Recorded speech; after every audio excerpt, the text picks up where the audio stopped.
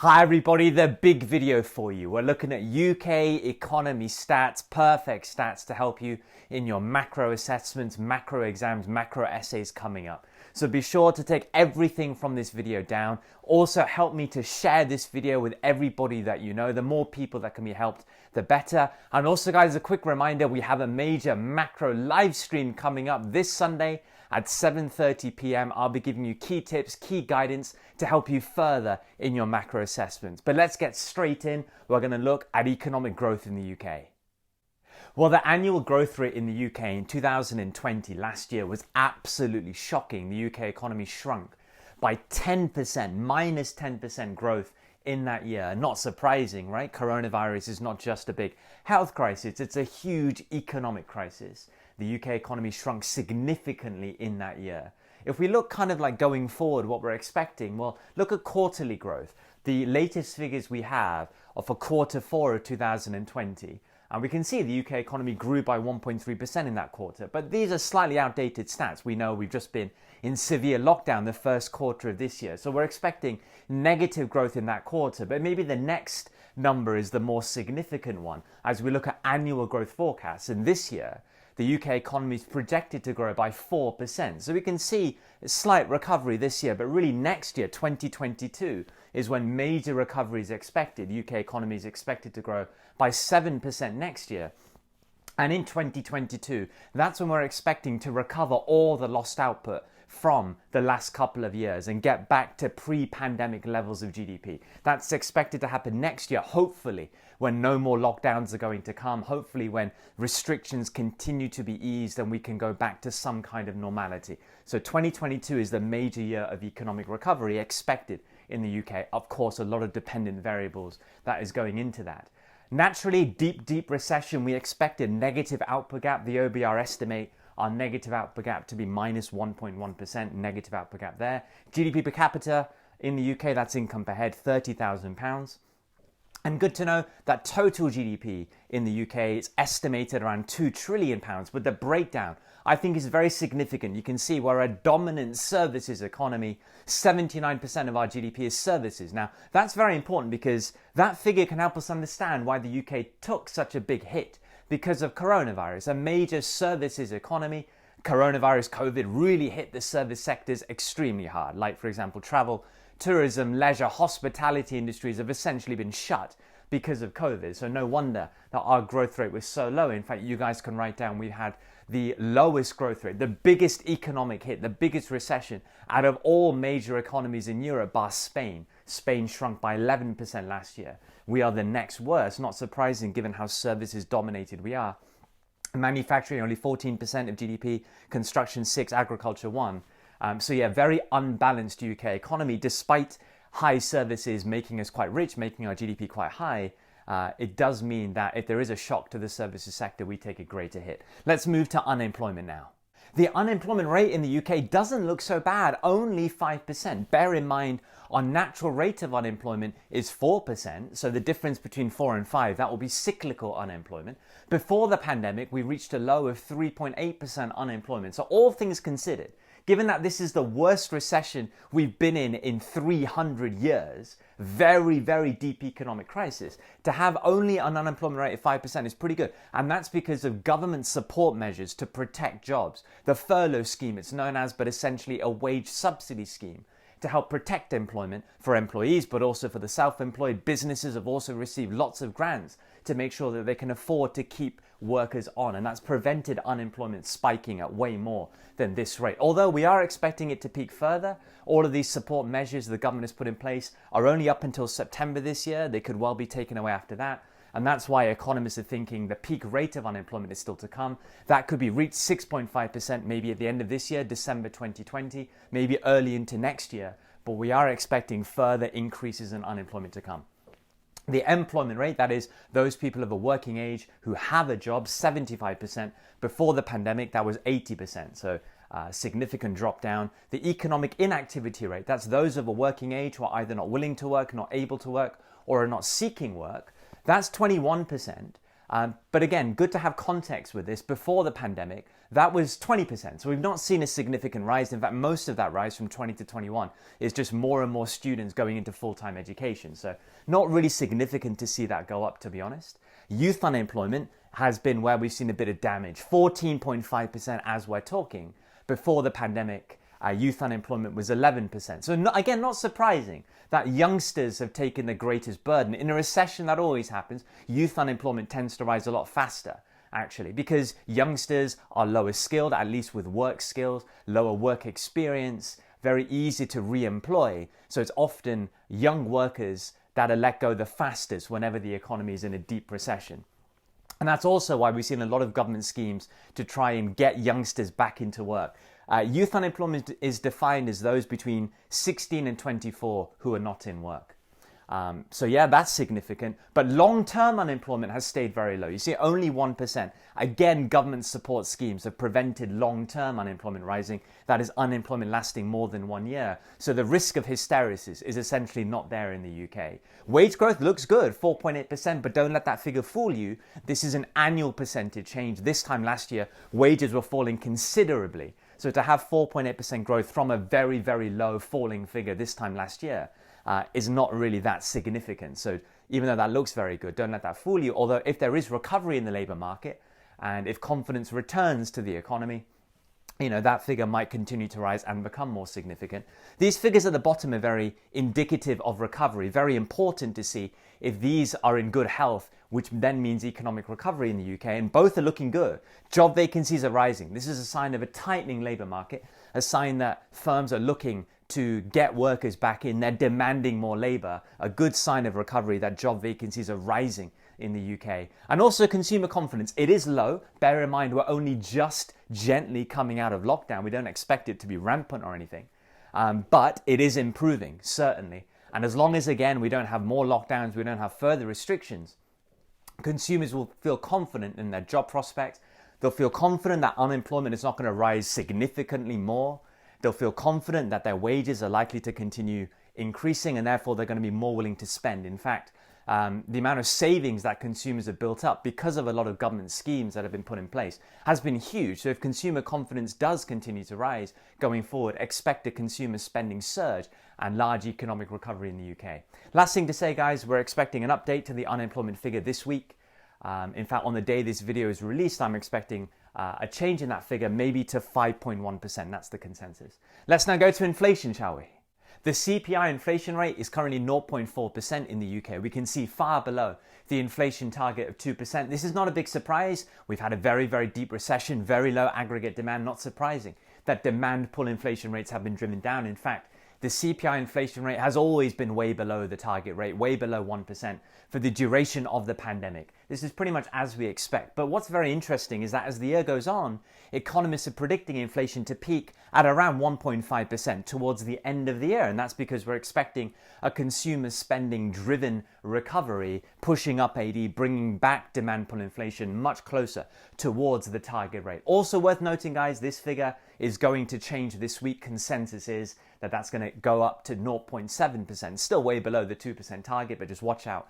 Make sure you get the updated figure. But yeah, we're expecting it to get closer towards target towards the end of the year. Core inflation is a very interesting number. This is the CPI inflation rate, but taking out price volatile items from the basket like fuel, gas, electricity, and food. Take those out and you have the underlying inflation rate, the price rises of general goods and services in the economy. What we can see is that the core inflation rate is quite significantly above the CPI inflation rate. And if ever that's the case, that's an indicator that the CPI is being distorted by one or more of those four items: fuel, gas, electricity, and food.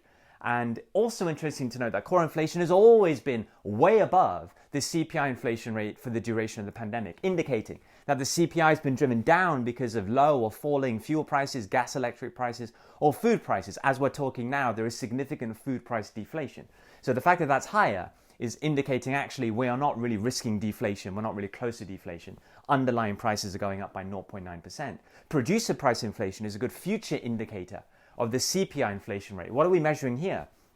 We're looking at the price rises of a basket of manufactured goods as they leave the factory gate. This inflation rate is also known as factory gate inflation, and it's one stage below the CPI inflation rate. Here we're looking at the price rises of goods and services in shops, in retail shops. This is one stage before that, and this is indicative of higher input prices if this is high.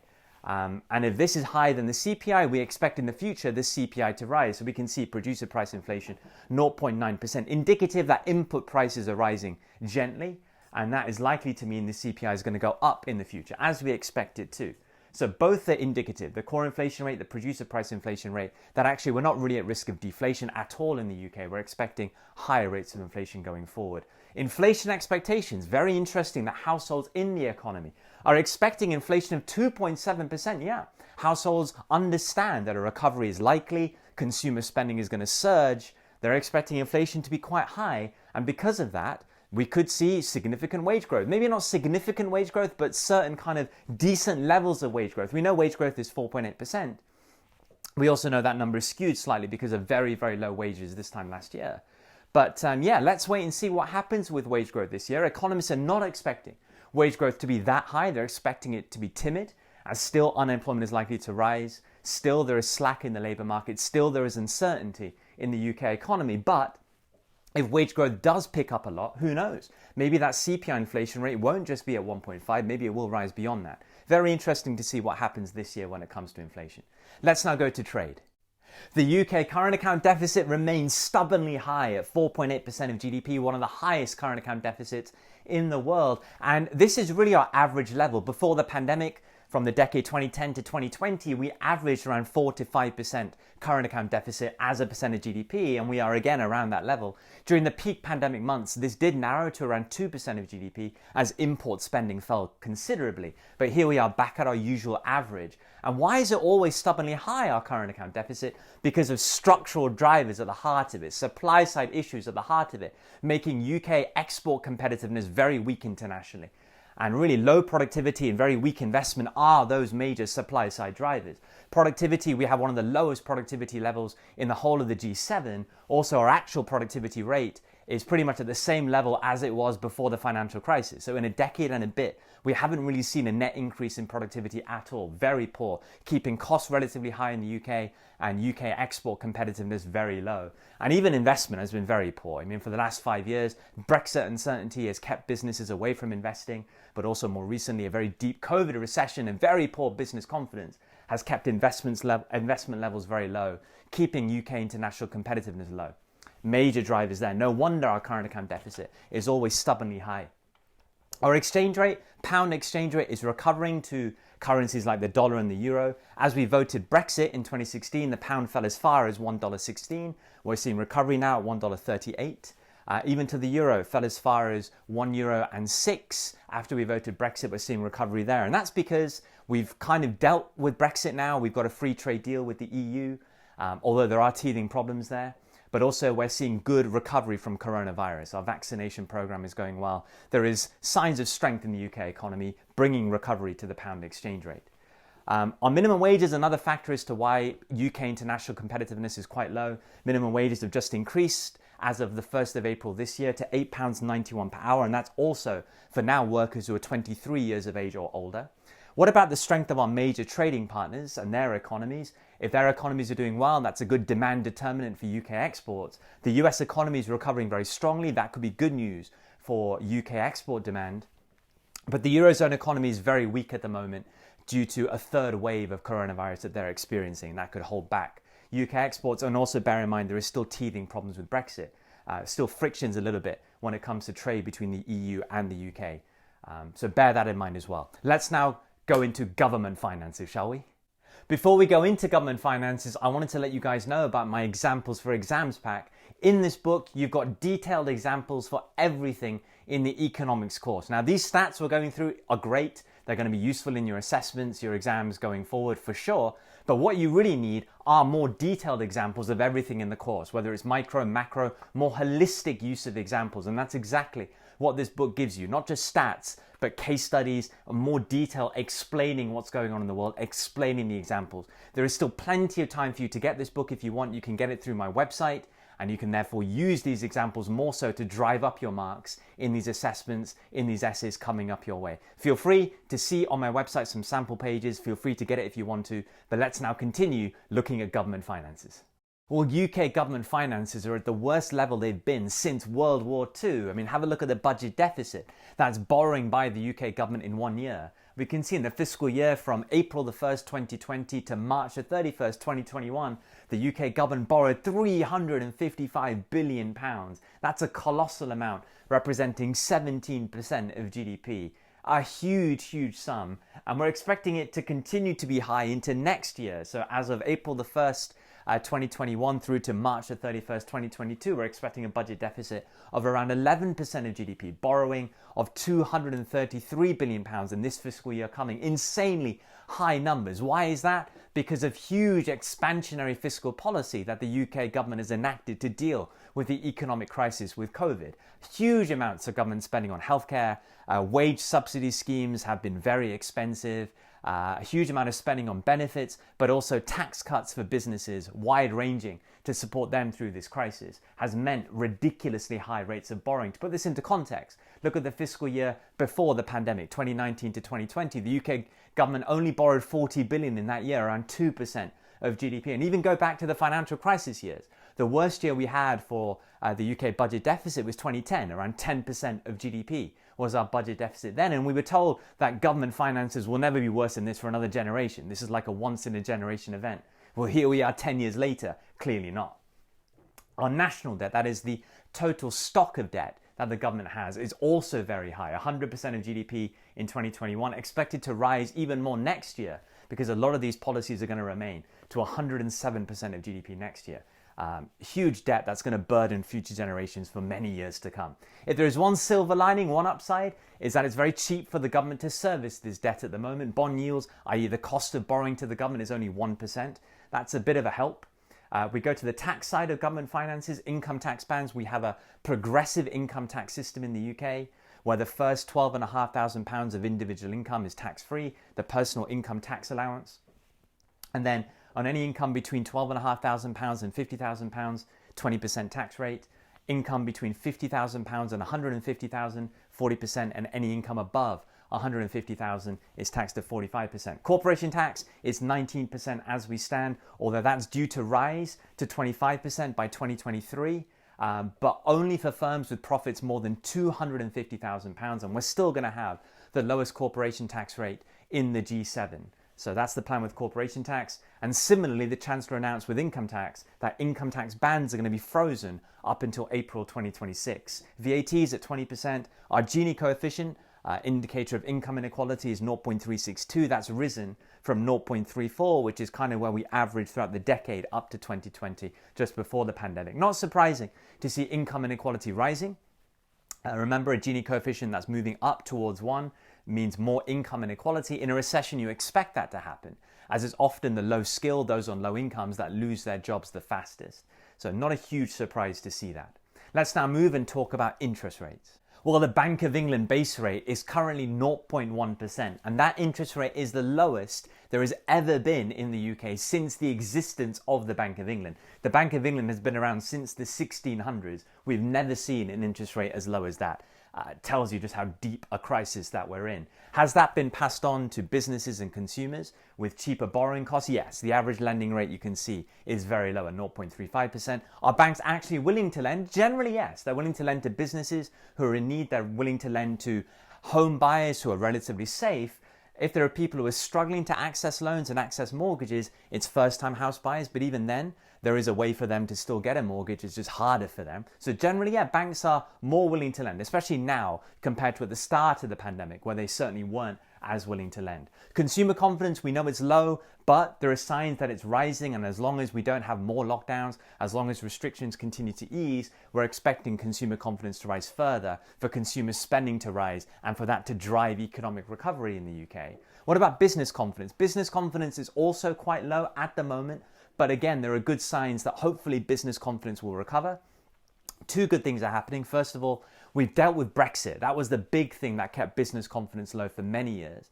Even though there are teething problems with standards and bureaucracy at the moment, We hope for that to get better, and that will increase business confidence quite significantly. But the major thing at the moment is really getting past COVID, recovering from a deep COVID recession. If we see that, again, no more big lockdowns, further easing of restrictions, the economy can open up, business confidence will come back, and hopefully then lower interest rates will not just stimulate borrowing for consumption, but also borrowing for investment. That's the hope going forward. The savings ratio, that is the proportion of disposable income that's saved, not spent, is 16%. That's very high for UK standards. It actually peaked at 26% in April 2020. So it's come down, but still quite high. Put this into context. Before the pandemic, the savings ratio was only 5%. Very, very low levels of savings in the UK. To see that much higher is quite a big deal. Again, not surprising, given the nature of this recession. Given the uncertainty that COVID has led to, not surprising, we've seen a lot of savings. But again, with further easing of restrictions, hopefully no more lockdowns, we expect the savings ratio to plummet really, and for consumer spending to surge and drive recovery. So expect that number to come down big time in future months. Mortgage approvals are booming. Yeah, that's because in March last year, the Chancellor announced a stamp duty exemption, cutting stamp duty completely, which has driven a boom in the housing market. So mortgage approvals have boomed, house prices are really at record highs. Incredible, really, what's happening in the housing market. And what about QE? The alternative to cutting interest rates is using QE, pumping money into the economy. We've seen a huge amount of money pumped into the economy from QE, £450 billion to deal with this coronavirus pandemic. And that's brought the total amount of QE to £895 billion. We've used QE 3 times, once in the financial crisis years, second after we voted Brexit, to try and fight against a Brexit vote recession, and third to deal with coronavirus. Now what you can see, first of all, is £450 billion is around 25% of our total GDP, but also you can see that 450 is half of the total. That's how deep this crisis has been, and also how difficult we found life on the interest rate front. We've kind of exhausted interest rates as a policy tool to stimulate AD, hence the Bank of England has been forced to use a lot of quantitative easing. So there you go, guys. That's all the key stats you need about the UK economy. Take them all down. Make sure you use them in your essays and assessments coming up. Make sure also to share this video to everybody. Make sure everybody can be helped by having these stats ready to go for their assessments. Also remember, guys, that my examples for exams pack will be a perfect complement to this. You need detailed examples of everything in the course, and that's what that book will give you. Be sure to go on my website and get it. And also remember the live stream coming up this Sunday. It will be great to see you there at 7:30 as I give you key tips and guidance to make sure that you can just smash whatever assessments or exams you have coming up. But thank you very much for watching, guys. I hope you enjoy the video, and I'll see you very, very soon.